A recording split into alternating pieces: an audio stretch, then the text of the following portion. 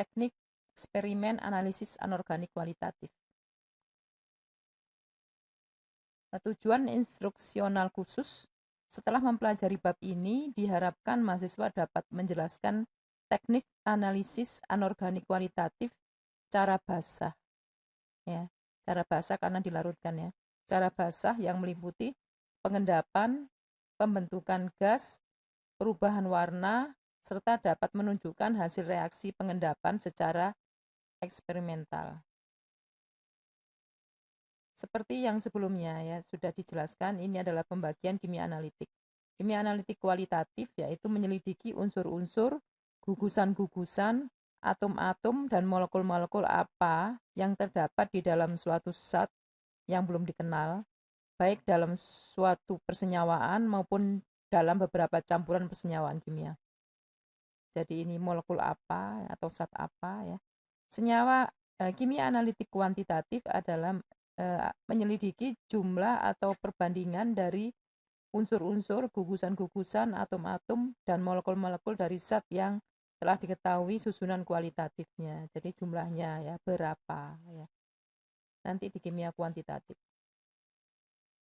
Nah, dalam analisis kualitatif melibatkan teknik laboratorium seperti melarutkan, menguapkan, mengkristalkan, mendekantasi, menyaring ya.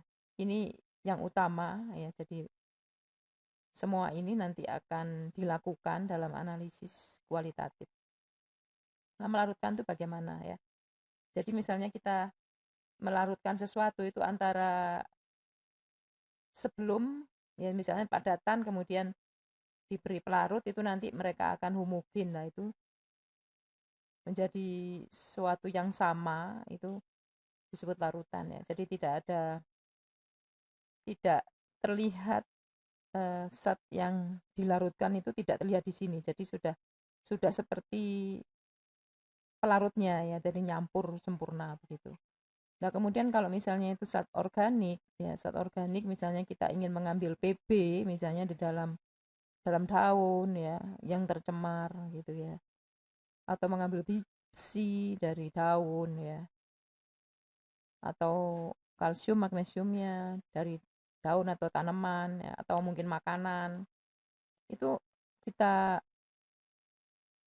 larutkan dengan menggunakan asam-asam kuat ya, sehingga nanti mereka itu benar-benar larut dan nanti logam yang bersenyawa dengan senyawa organik tadi itu akan lepas menjadi ionnya sehingga dia akan menjadi larutan yang homogen gitu ya. Jadi kalau melarutkan sampel itu secara lengkap ya, jadi komponen-komponen itu akan bercampur di sini ya menjadi larutan yang homogen. Nah, kadang-kadang kalian itu di lab misalnya ya, kalian melarutkan sejumlah zat misalnya sebanyak 2 spatula gitu ya misalnya. Terus kemudian kalian beri air. Nah, sebagian itu larut, sebagian tidak. Itu bukan berarti tidak larut ya. Itu bisa larut karena bisa larut semua jika kalian tambah pelarutnya lebih banyak. Ya, jadi itu bukan berarti tidak larut, itu larut, cuma belum semua larut karena pelarutnya kurang. Ya, jadi kalau ada pengurangan sejumlah zat dari apa yang kita larutkan, itu berarti sebetulnya adalah larut. Cuman yang masih belum larut itu disebabkan karena butuh pengadukan misalnya atau butuh pelarut yang lebih banyak ya. Karena setiap zat itu mempunyai kelarutan tertentu dalam air ya. Misalnya NaCl dalam air itu kelarutannya berapa, kemudian gula dan sebagainya. Itu kelarutannya cukup tinggi ya, sangat tinggi.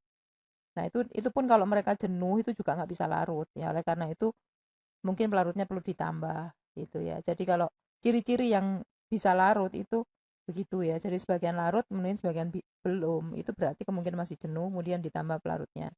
Nah, jika zat kalian itu sama sekali tidak berkurang jumlahnya, itu berarti tidak larut ya gitu. Kemudian menguapkan itu kita menggunakan ini cawan porselen ya, kayak mangkok bentuknya seperti itu. Misalnya dalam campuran begitu ya, itu diaduk kemudian nanti kemudian diuapkan gitu misalnya nanti sampai didapat padatan kristal misalnya, atau mungkin mau rekristalisasi, diuapkan ya, kemudian ini pelarutnya masih ada, kemudian didiamkan, itu maka pada bagian bawah akan terbentuk kristal misalnya seperti itu, namanya rekristalisasi. Nah kemudian nanti kristalnya diambil ya, kemudian dianalisis lebih lanjut ya, seperti itu. Jadi ada yang diuapkan sampai kering ya, sehingga akan diperoleh garam. Ada yang bertujuan untuk rekristalisasi, artinya diuapkan sampai jenuh ya, kemudian didiamkan, kemudian nanti akan timbul kristal. Nah ini sekarang mengkristalkan. Kadang-kadang kristal itu tidak segera tumbuh. Nah supaya dia bisa tumbuh maka bisa saja tabung reaksinya ini digosok-gosok gitu ya. Jadi untuk merangsang supaya digosok pakai pengaduk ya, untuk merangsang supaya nanti tumbuh kristal. Tapi biasanya kita yang di lab kita itu sudah konsentrasinya dibuat cukup besar sehingga nanti pembentukan kristal itu dengan mudah terbentuk. Nah ini contohnya misalnya AgCl ya, misalnya sampel kalian tuh Ag, kemudian diberi HCl mengendap putih, ya, kemudian endapan itu dipanaskan, dia larut, kemudian didiamkan, akan timbul kristal putih jarum PbCl2. Ya, kemudian jarum ini nanti kita ambil ya, sebagian diambil, itu nanti ditaruh di objek gelas, kemudian dilihat di mikroskop. Kemudian ini contoh kristal CaSO4 seperti ini ya. Pinggirnya seperti itu ya. Nah, itu kalau ini seperti ini. Nah, kalau terlalu banyak yang ngumpul seperti ini ya. Kemudian ini kristal amonium magnesium fosfat ya. Jadi untuk uji fosfat. Oh ya, ini bisa untuk uji kalsium, bisa untuk uji sulfat ya. Kalau uji kalsium ditambah sulfat, kalau uji sulfat ditambah kalsium. Jangan lupa untuk uji kalsium harus ditambah asam ya, ditambah HCl misalnya ya. Sehingga nanti kalau misalnya di situ ada karbonat, karbonnya akan hilang, dan kalau memang ada sulfat maka akan ada endapan seperti ini. Ya, kalau misalnya nanti belum membentuk kristal, begitu endapannya terbentuk, itu terus kemudian tabung tadi itu seperti ini ya. Misalnya ada endapan putih terbentuk dari Ca sulfat, kemudian setelah itu panaskan, diamkan sebentar, maka akan timbul kristal ini. Ambil sebagian pakai pipet tetes, kemudian teteskan ke objek gelas, kemudian dilihat di mikroskop seperti ini. Kemudian ini untuk uji magnesium ya. Magnesium kan golongan sisa. Nah, itu kan sulit untuk uji ya, untuk uji-ujinya, untuk penetapannya. Nah, salah satu penetapannya adalah pembentukan kristal. Nah, kristalnya itu seperti ini ya, seperti yang kemarin sudah saya sebutkan seperti daun kelapa. Seperti itu. Dan sebagian ya yang lain seperti ini ya, tapi ini banyak nanti. Ini untuk uji magnesium ya. Magnesium. Kalau uji fosfat juga bisa ya nanti. Untuk uji fosfat bagaimana? Bisa ya. Jadi kita lakukan uji seperti ini, ditambah Mg, ditambah amonium ya, N4OH atau N4Cl. Kemudian ditambah garam magnesium. Maka fosfat itu akan membentuk seperti ini ya. Jadi seperti itu ujinya. Kemudian timbal yodida ya. PbI2, misalnya sampel kita adalah Pb ya. Untuk uji penetapan Pb bisa ditambah dengan Ki, akan terbentuk kristal seperti ini. Jadi nanti kita tetesi Ki, kemudian kita panaskan sebentar ya. Kemudian nanti akan timbul kristal seperti ini. Jadi nanti kristalnya itu seperti emas warnanya ya, mengkilap begitu. Kemudian kita ambil sedikit pakai pipet tetes, kemudian ditaruh objek gelas ya. Sebagian ada airnya sedikit ya, pelarutnya sedikit. Sehingga nanti kemudian kita lihat di mikroskop akan terlihat inti benzen. Di sini aja sudah kelihatan inti benzen ya. Seperti benzen ya, jadi segi 6. Itu untuk uji Pb. Demikian juga bisa untuk uji yodida ya. Kalau misalnya kita mau tes imin kita tambah PB ya, kita tambah PB sehingga nanti akan timbul endapan seperti ini ya. Jadi nanti ada endapan kuning, kalau perlu endapannya dipanaskan dulu sebentar, kemudian nanti untuk rekristalisasi ya, sehingga nanti akan terbentuk seperti ini kristal ya. Dan kita pipet, kemudian taruh objek gelas, dilihat di mikroskop. Kemudian untuk PbCl tadi contoh ya, yang tadi ya, PbCl2 itu seperti ini ya. Jadi nanti misalnya sampel kita adalah Pb ditambah HCl akan mengendap putih ya. Kemudian endapan tersebut dipanaskan, dia larut, kemudian kita dinginkan akan terkristalisasi kembali ya, terrekristalisasi tadi seperti yang sudah dijelaskan masalah rekristalisasi. Nah, di situ nanti setelah itu kita ambil sedikit, kemudian ditaruh di objek gelas, dilihat di mikroskop akan seperti ini. Kemudian untuk uji klorida juga begitu ya, bisa uji klorida kita tambah PB ya, kita tambah PB nitrat atau PB asetat sehingga timbul PbCl2 lah. Ini juga untuk penetapan Cl ya, Cl min gitu ya. Jadi saling kation anionnya bisa. Kemudian uji kalsium kita menggunakan natrium oksalat misalnya ya, atau asam oksalat akan terbentuk kristal seperti ini ya. Nanti kita diambil ya, dilihat di mikroskop seperti ini ya. Kalsium oksalat itu suatu endapan ya, dan itu banyak terdapat di tanaman-tanaman yang keladi ya, semacam itu banyak kalsium oksalat, termasuk mungkin di dalam nenas ya.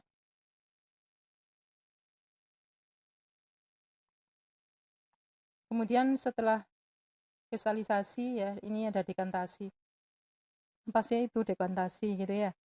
Misalnya ada padatan dan cairan itu dicampur, kemudian didiamkan, ini kan padatannya akan menurun gitu, turun gitu ya. Kemudian cairan ini mau kita ambil, kemudian kita tuang seperti ini. Lah ini namanya dekantasi. Ya seperti kalau kalian bikin kopi ya, yang suka kopi tubruk itu kan kopi diberi air panas, diaduk ya, kemudian didiamkan. Nah ini kan kadang-kadang langsung kita minum boleh gitu ya, jadi ada ampasnya di sini gitu ya, atau dituang ke tempat lain sehingga nanti di sini ampasnya terpisah. Nah, cara menuangkan seperti ini disebut dekantasi. Ya ini ada supernatan yang di atasnya itu diambil, kemudian endapannya dibiarkan. Ya dekantasi adalah pemisahan antara ini pasir ya dan air. Jadi antara padatan dan cairan itu bisa dilakukan dengan cara dekantasi. Nah, dekantasi ini tentunya jika endapan ini dengan mudah terbentuk ya, sehingga cairan dan endapan ini benar-benar terpisah. Tapi ada kalanya sulit terpisah ya, jadi ada endapan dan cairan. Nah, itu kadang-kadang kalau dengan cara dekantasi itu sulit. Jadi untuk memisahkannya nanti mungkin perlu sentrifugasi dan sebagainya ya. Nah, ini untuk padatan yang sangat halus biasanya kan nyampur begitu ya dengan cairannya. Sehingga kalau didiamkan tuh butuh waktu yang sangat lama untuk mengendap. Oleh karena itu perlu sentrifugasi. Sentrifugasi ada cara manual dan cara listrik seperti ini ya. Jadi nanti kalau ini diputar, tapi jangan lupa ini kanan kiri ya. Ini harus seimbang. Kalau perlu ditimbang. Nah, tapi di sini kan ada volumenya ya, ada volumenya sehingga paling tidak dengan menggunakan volume yang sama nanti imbang. Kalau tidak imbang nanti eh, akan loncat ya, kadang-kadang begitu pecah dan sebagainya. Jadi harus ada kesetimbangan. Ya ini kemudian diputar. Ya zaman saya dulu seperti ini. Ya jadi dua begini. Kadang-kadang ini satu punyanya temennya, satunya punya kita gitu ya. Punya saya misalnya seperti itu, bareng gitu misalnya. Nanti tapi dibuat beratnya kira-kira sama atau paling tidak volumenya sama. Kemudian diputar. Nah, setelah itu nanti akan ada endapan. Gitu. Kalau yang modern seperti ini. Tetapi kalau dengan cara ini itu biasanya untuk zat-zat organik atau apa ya. Kalau terlalu asam dan sebagainya seperti yang kita lakukan sekarang, itu nanti eh, kalau kerjanya nggak bagus ini cepat rusak ya, karena kita itu sering menggunakan asam-asam yang cukup kuat ya, sehingga kadang-kadang akan merusak wadah ini. Nah, akan merusak alat ini. Nah, ini sering biasanya digunakan tapi nggak terlalu asam atau tidak terlalu basah. Atau tidak menghasilkan suatu gas gitu misalnya ya. Jadi lebih aman. Kemudian berikutnya adalah menyaring ya. Menyaring itu tentunya mesti ada kertas saringnya ya. Mestinya ada kertas saringnya. Nah, bagaimana cara melipat kertas saring? Kertas saring yang berbentuk bulat itu dilipat menjadi dua, kemudian menjadi empat, ya. Seperti kemudian salah satu dari sisi ini disobek, kemudian dibuka, dimasukkan ke sini. Nah, disobek ini tujuannya apa? Supaya nanti cairan itu untuk masuk ke untuk dapat tersaring dengan baik itu perlu aliran udara. Ini pasti nanti pas ya, karena ukurannya sudah standar ya. Jadi bentuk bentuk seperti ini sudah standar. Nah, jangan sampai nanti kertas saringnya itu sama atau melebihi corong ini ya. Jadi harus sedikit di bawah corong. Kemudian nanti dituangkannya seperti ini. Kenapa ini ada pengaduk ya? Itu supaya nanti cairannya itu nggak teler kemana-mana. Kalau nanti pengaduk ini berfungsi untuk menyalurkan ini ya, sehingga tidak teler kemana-mana. Dan ini biasanya kalau kita nyaring kuantitatif itu harus tegak lurus supaya tidak keluar kemana-mana yang kemudian nanti bilas dan sebagainya. Ya, jadi di sini menggunakan kertas saring. Biasanya yang nyaring seperti ini itu biasanya diambil cairannya ya. Biasanya untuk diambil cairannya. Kemudian kalau kita ingin mengambil endapannya, terutama kalau dalam jumlah banyak, itu bisa kertas saringnya dilipat seperti ini. Tujuannya di sini supaya aliran udara bisa banyak, sehingga nanti cairan itu tidak terhambat oleh adanya endapan ketika disaring.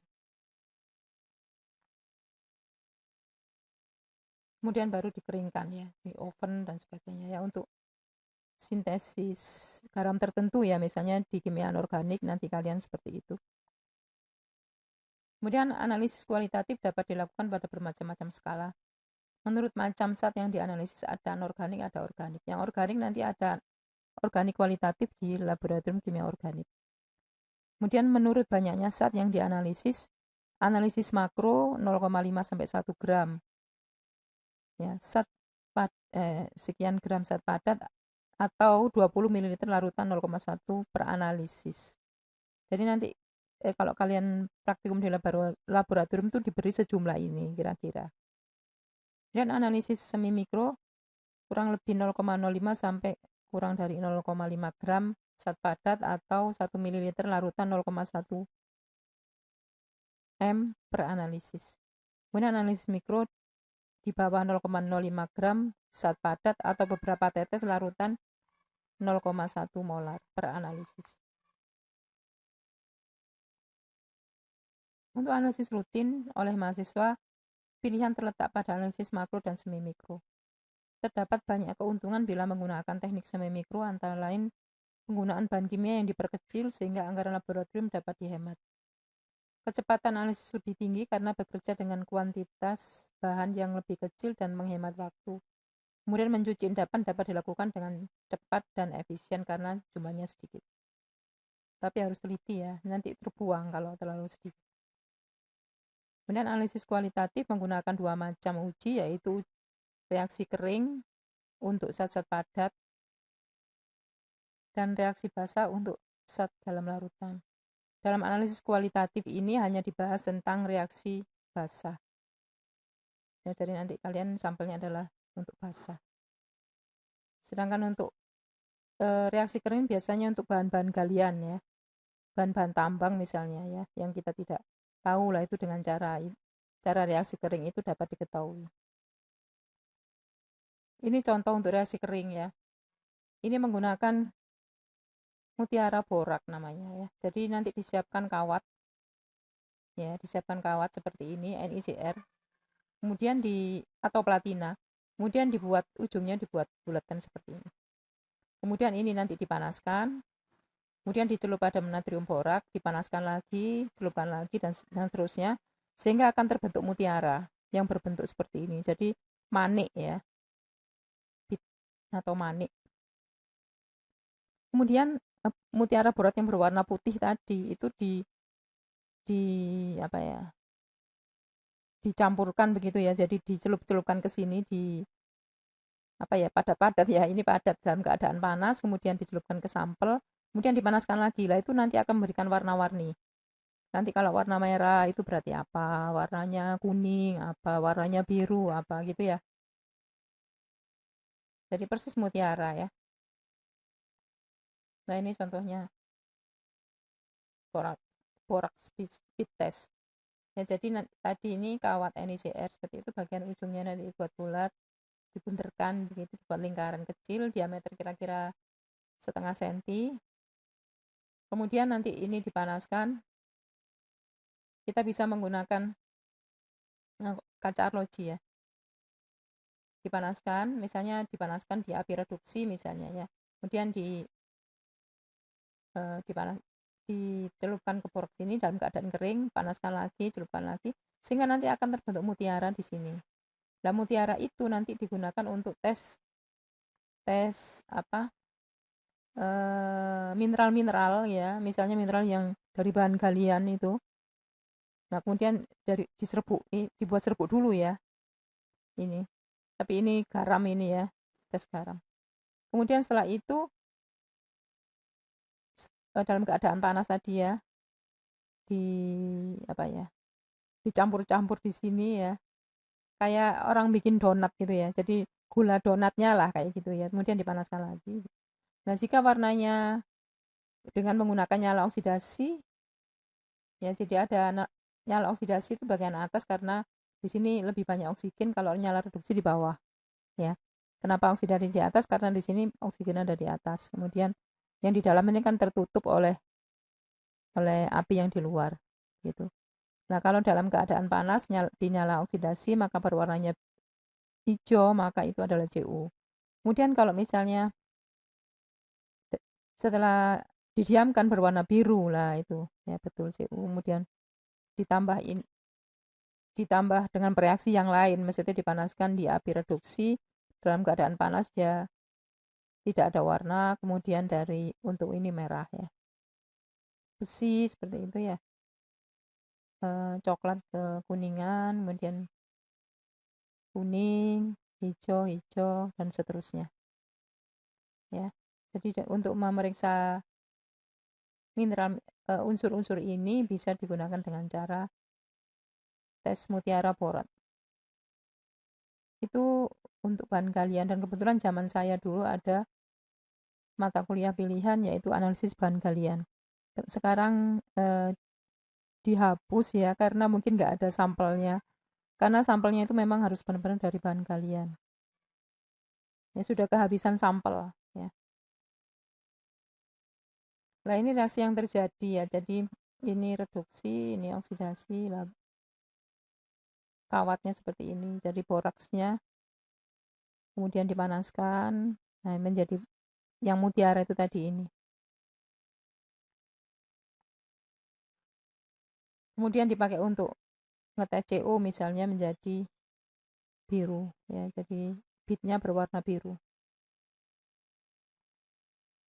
Ya itu tadi contoh-contoh untuk reaksi kering ya, untuk mengenal saja kalian supaya ngerti ya. Berikutnya ada reaksi basah. Uji dengan reaksi basah dibuat dengan zat-zat dalam larutan.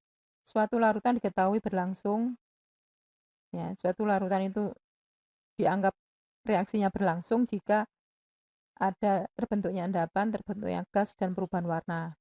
Ya, jadi untuk analisis kualitatif itu kan harus ada perubahan ya. Meskipun ada suatu reaksi kimia yang tidak ada perubahan apa-apa, itu tidak bisa digunakan untuk analisis kualitatif ya. Karena ini dasarnya kita menggunakan mata untuk mengindra ya. Misalnya HCl ditambah NaOH itu kan akan terbentuk NaCl.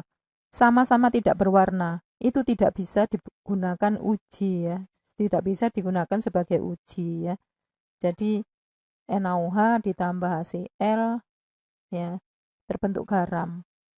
Nah, itu bukan sebagai uji untuk analisis kualitatif karena tidak ada perubahan warna, tidak terbentuk gas dan tidak terbentuk endapan dan sebagainya.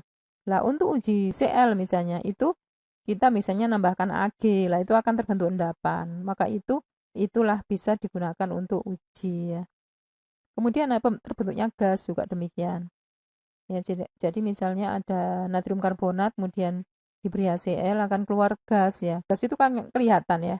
Kelihatan dari larutan itu akan timbul gelembung-gelembung, timbul gelembung-gelembung. Nah, itu gelembung-gelembung itulah adalah gas. Kemudian perubahan warna juga begitu ya. Misalnya ada perubahan warna, misalnya awalnya bukan kompleks, kemudian menjadi kompleks yang berwarna. Misalnya seperti itu, Pb diberi reaksi di T-zone gitu misalnya, itu akan memberikan warna ya, warna tertentu seperti itu. Nah, itu bisa untuk uji kualitatif.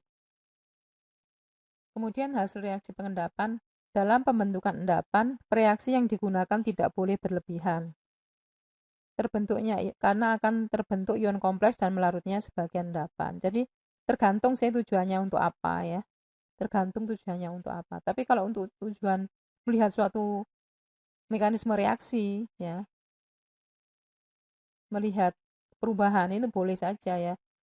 Awalnya diberi NaOH misalnya, kemudian ditambah terus terbentuk endapan putih, kemudian diteruskan endapannya larut. Nah, itu boleh-boleh saja ya. Jadi itu berarti reaksinya ada endapan dan pembentukan kompleks. Endapan merupakan zat yang memisahkan diri sebagai suatu fasa padat keluar dari larutan. Nah, itu ya. Jadi yang disebut endapan itu awalnya sama-sama larutan ya. Sama-sama larutan dicampurkan kemudian membentuk endapan. Nah, itu namanya endapan. Ya, maksudnya dalam hal ini itulah yang disebut endapan. Kalau misalnya awalnya eh, suatu zat misalnya kayak kopi ya, kopi bubuk, kemudian kita beri air panas. Kemudian ada yang tanda petik larut seperti larut yang kita minum itu misalnya ya. Tentunya itu bukan larutan. Yang larut mungkin gulanya saja, kopinya tidak larut.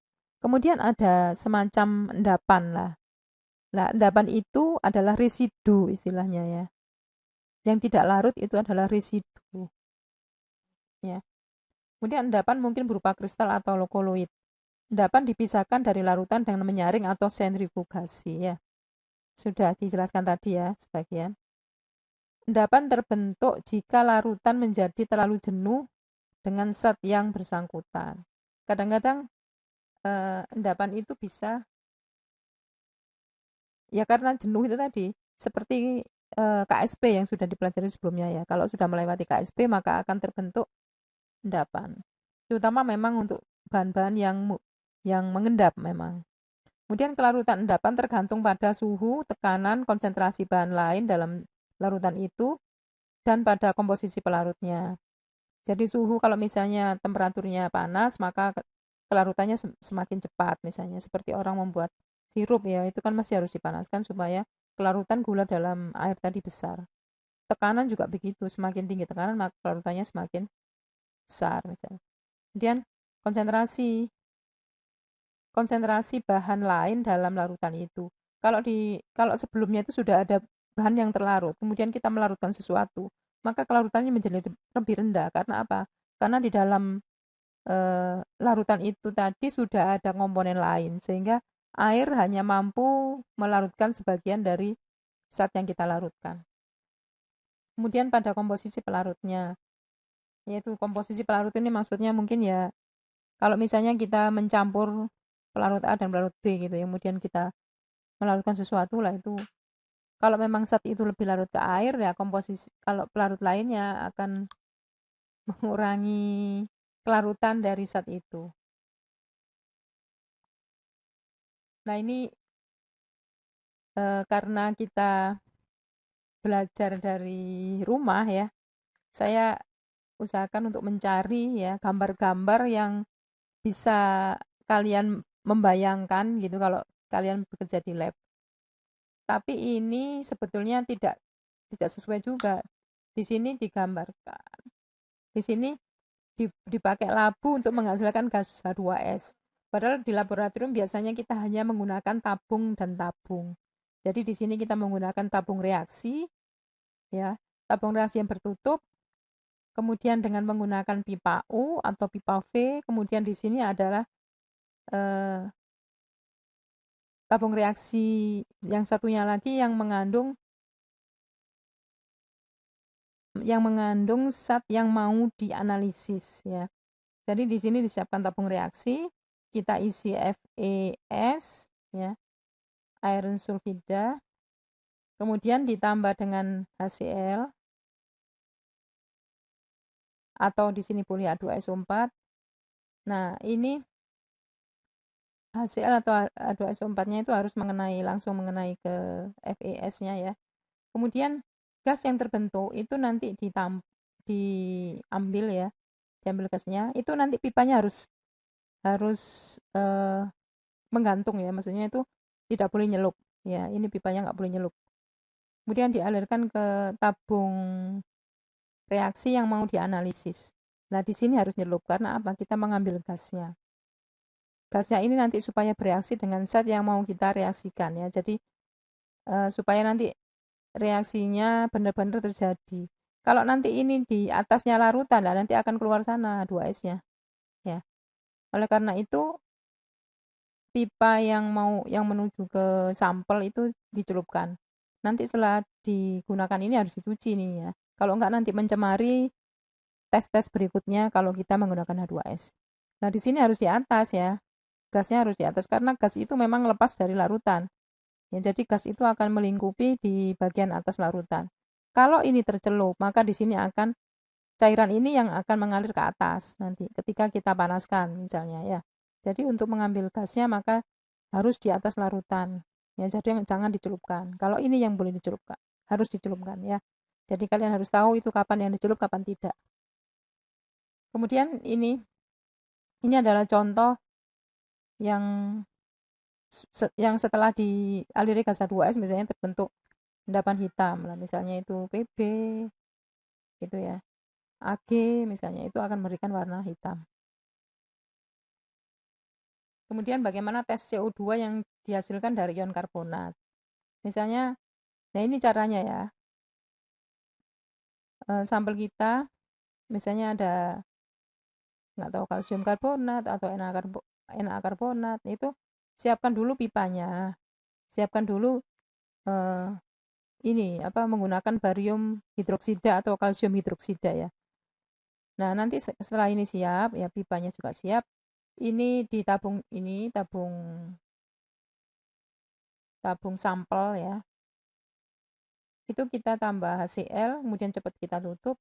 Nah, kemudian gasnya dialirkan ke